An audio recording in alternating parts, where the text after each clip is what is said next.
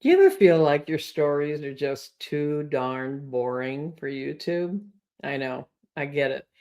But what if boring turned into something powerful for you? Let me explain what I mean by this. This morning I'd been outside thinking about what I was going to do for YouTube videos very early in the morning, and I thought I had a plan all in place. And I came back in the house here in Tucson, sat down in my comfy, squishy leather chair by the fire. It's an electric fireplace, but it's very warm and very pretty.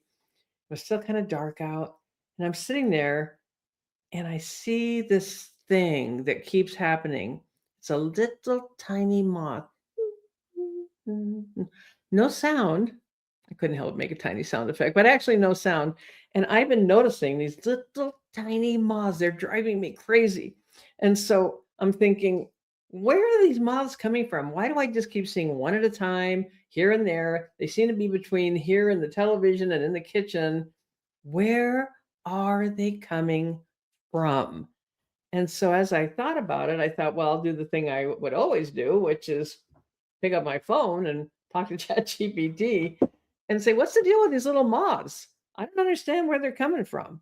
And ChatGPT says back to me, well, that sounds like pantry moths. Pantry moths? I say, well, what do I do about that? And ChatGPT then gives me a list of things to look for. And I'm thinking, this doesn't sound very good. I think I need to take care of this right away. So, and I'm feeling kind of anxious about it. So I jump up and I look in the pantry, and I hate to admit this, but when I got up to the top shelf with a light and looked, there they were. It was like an Airbnb for pantry moths. So I start pulling out the drawers and I'm doing what ChatGPT told me to do. And I'm looking at the cereal boxes and oh, it is so gross because there's some little movement, and there's moths and there's the tiny things that come before the moth. Anyway, we ended up pulling out all the drawers. We ended up spending an hour and a half doing this deep cleaning and on a search and destroy mission to get rid of these little moths that are populating in the moth nursery where it only takes a crumb to keep them going. And I was completely off track from what I was going to do, which is go outside and make a YouTube video.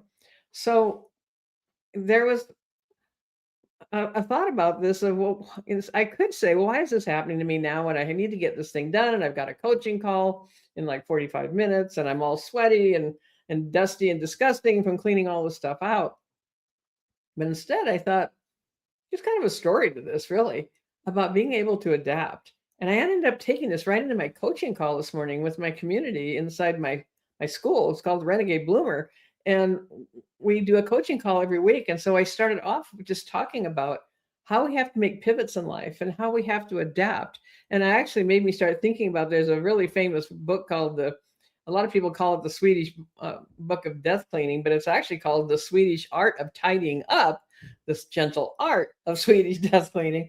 And this was like kind of, yeah, death to the moth nursery going on in our pantry, but it made me think about how would I want someone else to have to deal with this if something happened to us, and what else in our house needs to be clarified and cleaned up and straightened out, and what is there in that junk drawer that maybe we could just be getting rid of stuff. And it kind of made me feel like I wanted to just keep going, because you know what, there was actually a feeling of deep satisfaction for discovering the source of this and what to do, and using AI to help me do that because I didn't know that on my own.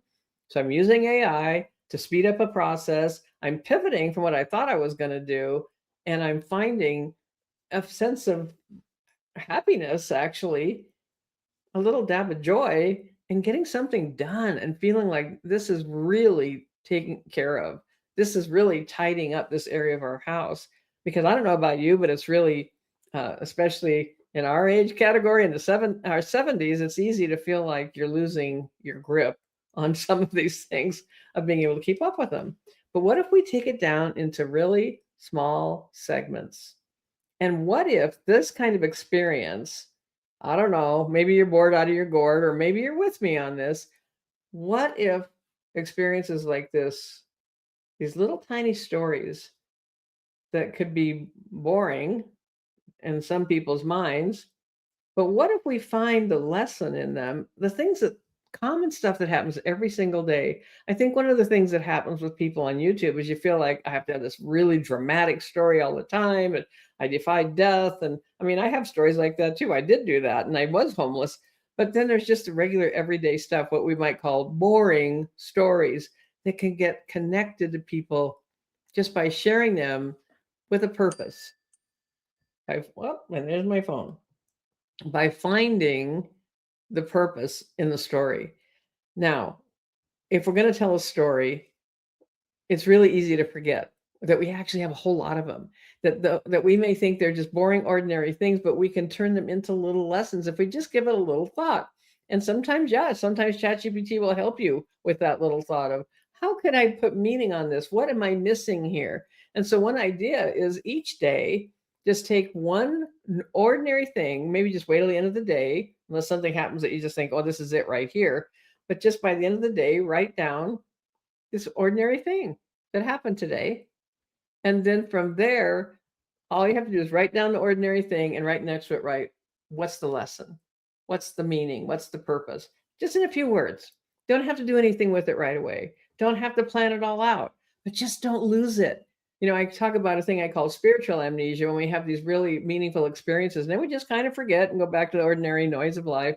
Well, we can have like story amnesia too, where we just don't recall this thing that happened when I was at Safeway and I was talking to the clerk, or this thing that happened when I was taking a walk around my neighborhood, or this thing that happened when I sat down to contemplate my next video and a moth flew by. That gave me a whole different direction. So what's the purpose of that is the adaptability, your ability to change, your ability to move forward. And so I'm going to give you a couple of, one of the things I really love talking about also is kind of what I call the brain hacks, the training your brain, retraining your brain in some ways, but training your brain to create the kind of life you literally want, the one that you desire to have. And there's a whole science of this that I'm not going to go into all the sciencey stuff. I'm just going to give you right now simple way to say things to yourself that reframe the event that happened, and it also train your brain to see things in a different light. So it starts with an I am statement. And when you say I am, that's signaling your brain that as if it already were, as if you were already doing this thing. You're claiming this identity for yourself. And as you do that on a regular basis, and I'm going to go more into this on another video I'm going to do this week about how this literally works. There's a science to this. So when we talk about manifesting and creating things in our life, there's actually a brain science that helps you do just that. So what if you say to yourself, when you have an experience like this that throws you off track, you think you're going to do one thing and you end up doing something else because you had to in the moment. I am a person who sees the story every single day. I am a person who recognizes the meaning in the stories that I create. I am a person who has stories to share. I am a person who does what needs to be done to be successful on YouTube.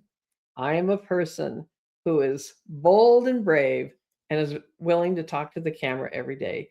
Say these I am statements to yourself. Make your own to suit your occasion, whatever it may be.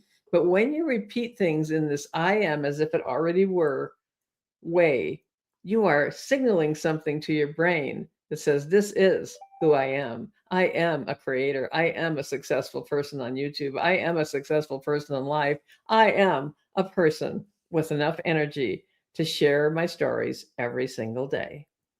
I am Tina Lorenz, and I will be back again soon because you know what? We're not done yet, and it's never too late. If you have an experience like this, share it in the comments. I would love to hear from you. I'd love it if you subscribe as well and stay with me because I've got lots more to share, and I'm going to try and keep it short and sweet for you and give you something that you can take away each day. Every time you watch one of these videos, something you can literally use to make your life the life that you deserve. Talk to you again soon, and bye for now.